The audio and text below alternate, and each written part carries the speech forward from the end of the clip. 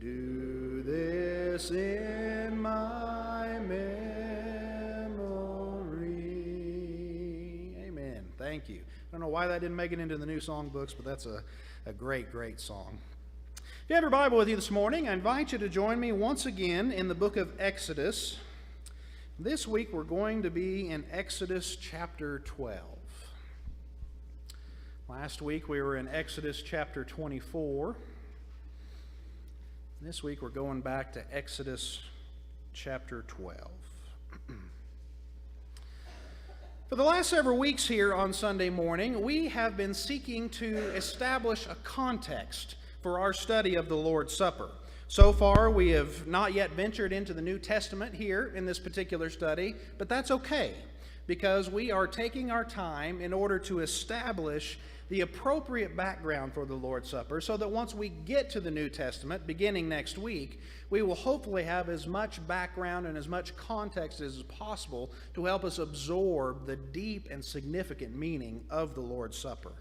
So far in our study of communion, I have tried to establish two things in our mind. First, I have argued that the story of the Bible is primarily a story about communion, little c. God created us in order that we might experience communion with Him. That experience of communion was broken because of our sin and the choices that come with that. And the rest of God's purpose for our life and the purpose of the church and all of this that we participate in is to lead us back to that full and flourishing communion that we have been cut off from. That communion, of course, will not be fully restored until the resurrection of the dead, when we get to come together in that heavenly banquet and finally be there together in that way. But everything that we do here on a weekly basis is a foreshadow of that communion that will once and for all be restored. Well, having established that as the baseline of our study, last week we began to explore more specifically the root of the Lord's Supper in the Old Testament. I took us to Exodus chapter 24, and we saw there the story of the establishment of the first covenant with the people of Israel. And as we studied, we saw that there was a very distinct pattern that emerged out of that particular story. The covenant was offered. The covenant was accepted or agreed to. That covenant was then sealed with sacrificial blood. And then finally, that covenant was celebrated with a feast in the presence of God. And as we studied that last Sunday morning, I put forward to you that that pattern was not just a one-time event that took place there in Exodus chapter 24, but it established a pattern that's going to carry over to the new covenant. Once again, a covenant is offered and a covenant is accepted. The covenant is then ratified in the blood of the sacrifice, the sacrificial lamb, Jesus Christ, and then that covenant is celebrated with a feast in God's presence. The only difference being, rather than that covenant being offered to a whole group of people, as it was to the nation of Israel, in the new covenant, it is offered to every single individual to either accept or deny. And so with all of this in our minds now as background for our study, today I want to add one more piece to our contextual puzzle in order that we might move our study into the New Testament. As you will recall, the Lord's Supper was established on the night of the Passover. And as I made mention of a few weeks ago when we did our reading service and were surveying some of these scriptures in the Old and New Testament, I pointed out to you then that that was not a mere coincidence. That was done very purposefully. It was chosen by God, and it was all a part of bringing about the fullness of His plan that had been at work ever since the world had begun, or since before the world had begun. And so since that is true, since it is purposeful and not merely coincidental, it's important for us to understand why the night of the Passover was chosen. There's probably a lot more here than I could probably get to in one sermon here on Sunday morning. But what I hope to show you is it has everything to do with the expectation of a new Exodus taking place. But rather than say too much here on the front end, we'll try to work this out in the text itself. So if you will, I would like to read with you in Exodus chapter 12. I'm going to read two sections out of the chapter to you this morning. First, verses 1 through 13, and then verses 21, I think, to the end of the chapter. So, read along with me, if you will, Exodus chapter 12, beginning in verse 1. The Lord said to Moses and his brother Aaron in Egypt, "This month is to be for you the first month of your whole year. Tell the whole community of Israel that on the 10th day of this month each man is to take a lamb for his family, one for each household. If any household is too small for a whole lamb, they must share with their nearest neighbors, having taken into account the number of people that there are. You are to determine the amount of the lamb that is needed in accordance with what each person will eat. And the animals you choose must be year-old males without defect, and you may take them from either the sheep or the goats. Take care of them until the 14th day of the month, when all the people of the community of Israel will gather together, and then they must slaughter them at twilight. Then they are to take some of the blood, and they are to put it on the sides and the tops of the door frames of the houses where they eat the lambs. That same night they are to eat the meat roasted over the fire, along with bitter herbs and a bread that is made without yeast. Do not eat the meat raw or cooked in water, but roasted over a fire, head, legs, and inner parts. Do not leave any of it till morning. If some is left till morning, you must burn it. This is how you are to eat it, with your cloak tucked into your belt, your sandals on your feet, and your staff in your hand. You eat it in haste, because it is the Lord's Passover. On that same night I will pass through Egypt, and I will strike down every firstborn, both men and animals, and I will bring judgment on all the gods of Egypt. I am the Lord. The blood will be a sign for you on the houses where you are, and when I see the blood, I will pass over you. No destructive plague will touch you when I strike Egypt." Skip down now to verse 21.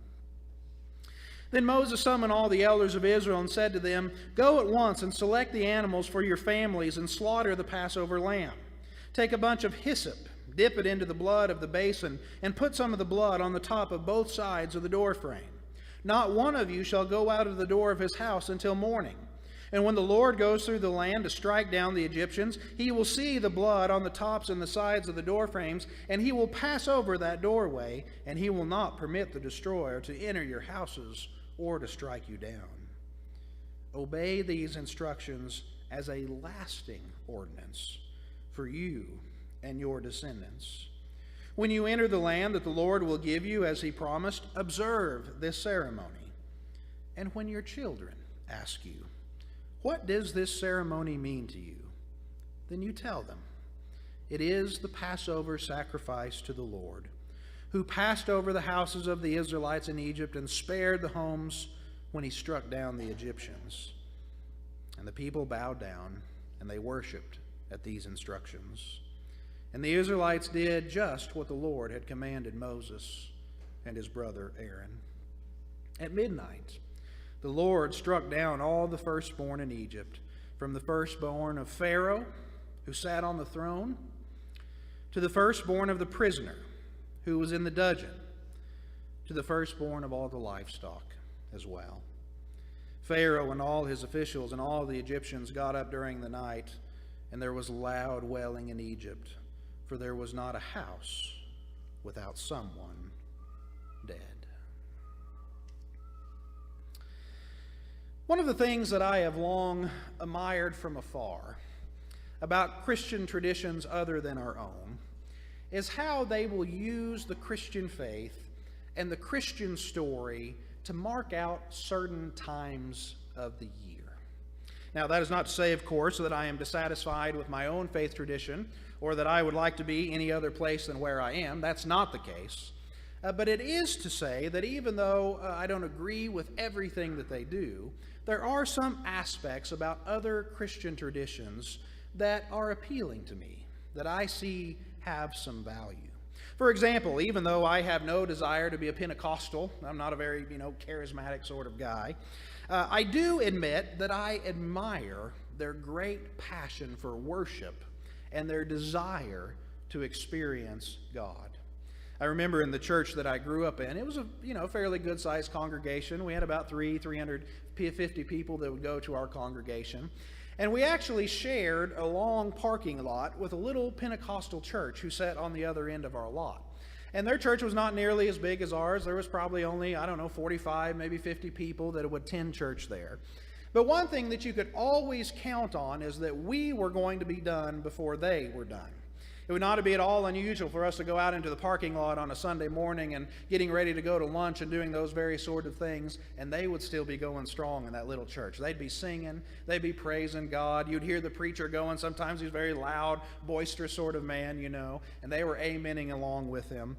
And even though I had no desire to necessarily be them, I certainly had an admiration for what they were doing. Now, I'm not a charismatic sort of guy. I don't get too excited in church. I don't get too excited at a football game. I don't get too excited just about anywhere, okay? But I have a great admiration for their passion for worship.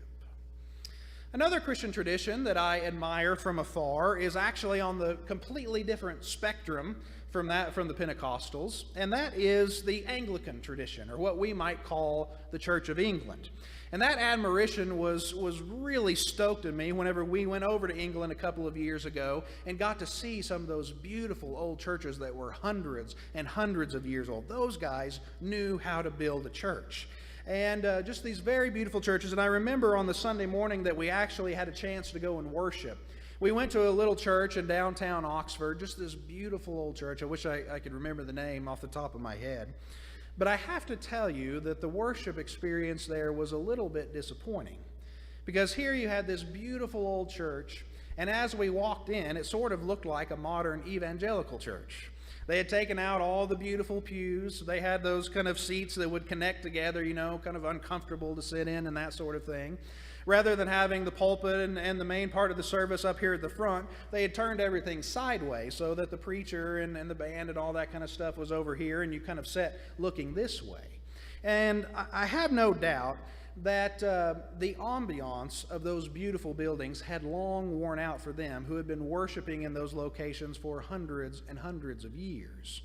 But for a guy coming from the outside, I was really longing for the ambiance, but longing for that older way. And I admire some of the tradition that came along with that. But going back for a moment to the idea that I opened with, one of the things that I do admire about Christian traditions other than our own is what is often called the high church tradition. And what I respect about those particular traditions, even though I don't agree with every aspect of it, is that they have a way of marking the calendar every year so that every year they retell and they re-experience the Christian story. In the high church traditions of the West, the calendar is marked in the following way by the story of Christ. First, in late November and early December, you have what is called the season of Advent, which anticipates the coming of the Messiah in the world and is supposed to teach the church to anticipate his second coming to our world. Then, of course, you have the season of Christmas, which speaks of the actual birth of the Messiah. Then, beginning in early January, you have the season that is called Epiphany, which is all about the revelation of Jesus Christ through his baptism and his early ministry. Epiphany will give way to the season of Lent, which observes the suffering part of the life of Jesus and his death. That gives way, of course, to what we would call the high point of the Christian year, Easter, which is the celebration of the resurrection of the dead. But even though Easter is the high point in their liturgical year, there is still one more season, that which is known as Pentecost, which tells the story of the early church. And then from there you have what is called ordinary time or free time. And so every year, the high church traditions go through this same calendar, and by doing so, they embody over and over again the story of Christ and the church. And for a long time, I have thought that is really neat. And because, we all have certain ways of marking time, whether those rituals revolve around your work or your family or holidays, or for a lot of us, it's the school year, okay? We all have ways of marking time. And this was just one way in the wisdom of the church over hundreds and indeed thousands of years that it has sought to establish in the rhythm of people's lives the story of Christ and the church. Now, the reason I bring that up before you here this morning is not because I wish to advocate that particular practice. I'm merely observing it from afar as an outsider. But I do bring it up to make this very simple point. In the history of God's people, ritual has long played a very important part of a relationship with God. In Exodus chapter 12, we have here before us the first great religious ritual established among the people of God. I want you to think for a moment what life would have been like for the Israelites in the 400 years between the time of Joseph and the time of the Exodus story. We don't have a lot of record about that particular time period. We know that they forgot all about Joseph and the good things that he had done. But especially when it comes to the life and worship of the people of Israel during that time period, we just don't know very much. We know about Joseph's great passion for God and his willingness to sacrifice on behalf of God. We know a little bit about Jacob and his sons and the way that they worship. But given the fact that there is a 400-year gap between the story of Joseph and the story of the Exodus, we just have very little information about how the people of Israel worshiped. And so you have to imagine, unless they had some sort of direct revelation from God that we don't have an account of today, that they worshipped along with the Egyptians in their ignorance. And it would be sort of fascinating to be able to go back and to understand what they knew and how they knew it, or if they even knew anything at all. But now, as we come to Exodus chapter 12, if they had no idea before, it's certainly true they have a much better idea now of who God is. They've seen the plagues. They have seen how God, through Moses and Aaron, took on every one of the gods of Egypt and won in the definitive battle. And they suffered for this. Every time that God took on one of the gods of the Egyptians increased their work and their hard labor. But now, the time for that is finally over. The last plague is upon them. And as you and I know, who have known that story for all the years, it is the most devastating of all the plagues. The firstborn son, from the highest house in Egypt to the lowest, was going to be killed. And so with this event on the horizon here, chapter 12 takes an interesting turn in the Exodus story. The people are now instructed in their first official ritual of worship. Now, the way that this is laid out here in chapter 12 is very fascinating because you kind of have two things that are going on at once. First, on the very simple level of the narrative, of the story itself, you have the continuing story of the 10 plagues. On this level, Moses is giving instructions to the people of Israel about what they are to do as the night of the Passover approaches and how they are to be ready at a moment's notice to get out of there and get out of Egypt. Okay? But on the second level, you also have something else that is happening here in this text. Whoever the later editor or author of the book of Exodus was, he keeps inserting throughout this story not only instructions about how to keep the first Passover, but he also inserts here instructions about how every eventual Passover is to be celebrated. And the pattern goes something like this. First, in each family, the father was to take a perfect, unblemished lamb, and there he was going to choose that lamb to be sacrificed on behalf of his family. That lamb had to be not only perfect, but it had to be just the right size for his family because none could be left over. And if his family was very small or if he couldn't find the right size lamb, then he had to get together with one of his neighbors in order to have the appropriate amount brought between them. Second, the father of each household was then to sacrifice the lamb. This obviously took place on the first night of the Passover, but there was also a sacrifice that continued to take place year after year. The third step then involves a part of the story that we are often most familiar with. After the lamb was sacrificed and the blood was drained from his body, The father was to take a branch of hyssop, a sort of wiry, spongy sort of plant, dip it in the blood, and he was to smear it over the top of his door frame. Okay? But if the third part of the story is the one that we are most familiar with, it may be the fourth step in the process that gets lost in the shuffle of things. After the blood was drained and smeared over the door, and after the animal is roasted over an open fire, then the family was to gather together, and they were to take that sacrificial animal, and they were to eat it in the presence of God.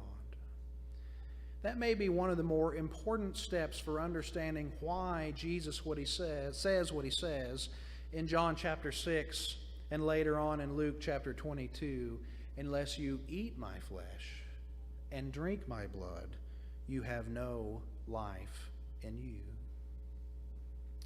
Then fifth, and finally, as the family partook of this meal, they were to do so with their clothes on, which sounds sort of random, but they means with their clothes ready to leave. You're to have your robe hiked up in order that your knees are free to run. You're to have your sandals on. You're to have your staff in your hand. And you're ready to leave at a moment's notice. So this is how the first great religious feast of the people of Israel came about.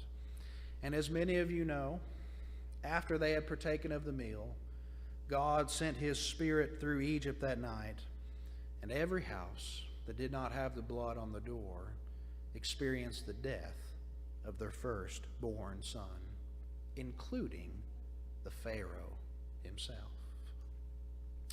But this feast was not merely a one-time thing that was never to be repeated. As I alluded to earlier, the Passover was something that they were to celebrate every new year going forward. Now, they may not have needed every element of it. They no longer had to put the blood over the door. They no longer had to eat it in haste as if they were getting ready to leave. Those were some unique events that were specially for that one particular Passover moment. But every year, they were to come together and they were to celebrate this religious ritual. And the question is, why? Why do this every new year? Why sacrifice what would have amounted to eventually as hundreds and thousands of animals? Why come together to remember what was obviously a very painful moment in the history of their people? There are two answers that I would like to suggest to you here this morning in response to this question. And they are answers that more or less come out of the text here in Exodus chapter 12. The first one has something to do with the idea that I opened the sermon with, and that is religious ritual really does matter. Now, you would think, given this is church, that would be something that goes without saying. And normally I would agree with that.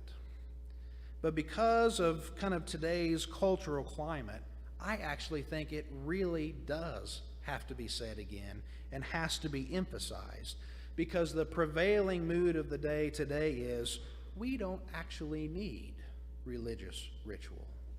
Religious ritual is boring, it's lifeless, it's dead, and therefore I think Jesus and I can just do this thing on our own. Thank you very much. Let me first of all say that I am somewhat sympathetic with that mood, and I think I understand the sentiment of where it comes from. Just think about your own practice here this morning as we were singing through some of these songs that we've been singing for year after year after year. How many of you were thinking about the words that you were singing? I'm guessing a lot of you, probably like me, were thinking, what am I going to do this afternoon? What time am I going to do this? Did I turn the dryer off when I got home, or before I left home? All those sorts of things that naturally sort of run that. I don't mean to condemn that, but it is to go to the point that when you get in this familiar ritual, sometimes familiarity can breed contempt, as the saying goes. And when you add to that fact that many of us have had bad experiences in church over the years, and sometimes have been hurt by the very people of God who are supposed to be our love and our support, it's not hard to develop the idea that, you know what, I just don't need this. I think Jesus and I can do better on our own. I have some sympathy for that particular viewpoint. But having acknowledged the sympathy, it is also important to realize, I think, that God has never, since the days of the Exodus, left his people without ritual. Now, he has certainly acknowledged over and over again in the Old Testament that sacrifices are not the most important thing, that the most crucial thing is a pure and loving heart who seeks justice and pursues mercy. That's way more important than any religious ritual. He has even acknowledged that ritual in and of itself can be deadly when it's viewed in the wrong way. But despite all that, God has never left his people without religious ritual. Why? Because there's something about ritual, something about doing the same thing over and over again, that embeds within you both a story and an ethic that nothing else quite like it will. Why was Israel supposed to keep the Passover year after year after year? Because it embedded in them a story.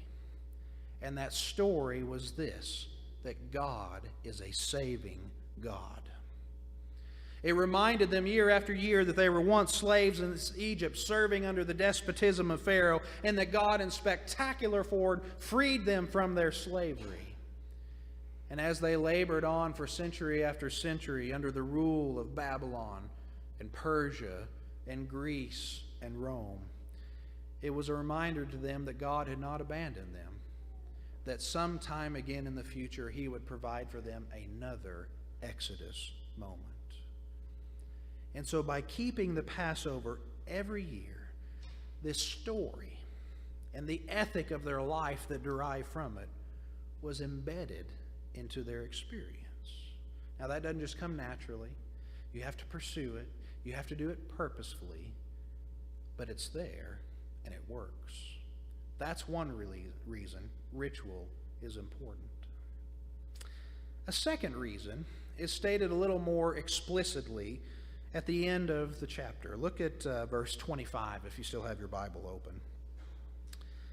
He says, "When you enter the land that the Lord your God will give you, as he promised, observe this ceremony. And when your children ask you, 'What does this ceremony mean to you?' then you tell them, 'It is a Passover sacrifice to the Lord, who passed over the houses of the Israelites in Egypt and spared our homes when he struck down the Egyptians.'" The second reason that religious ritual matters is because it provides a way for the story to be passed on to our children, whose curiosity is naturally provoked by our strange practices.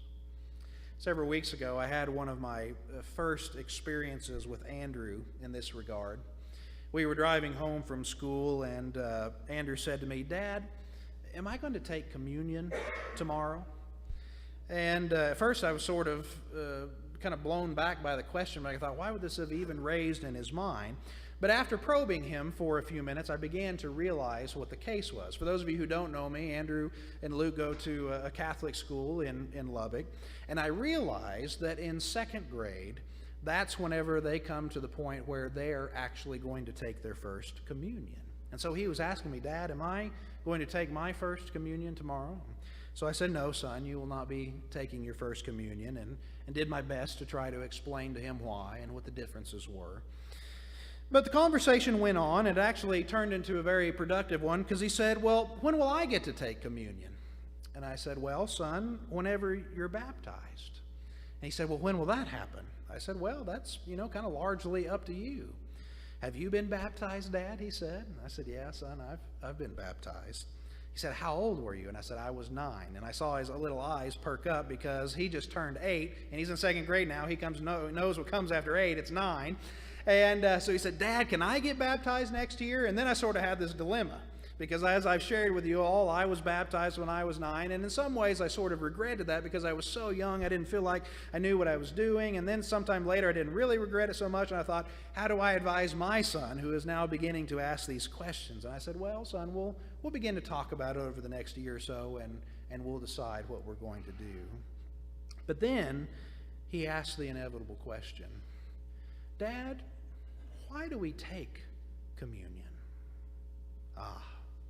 A question that I relished answering.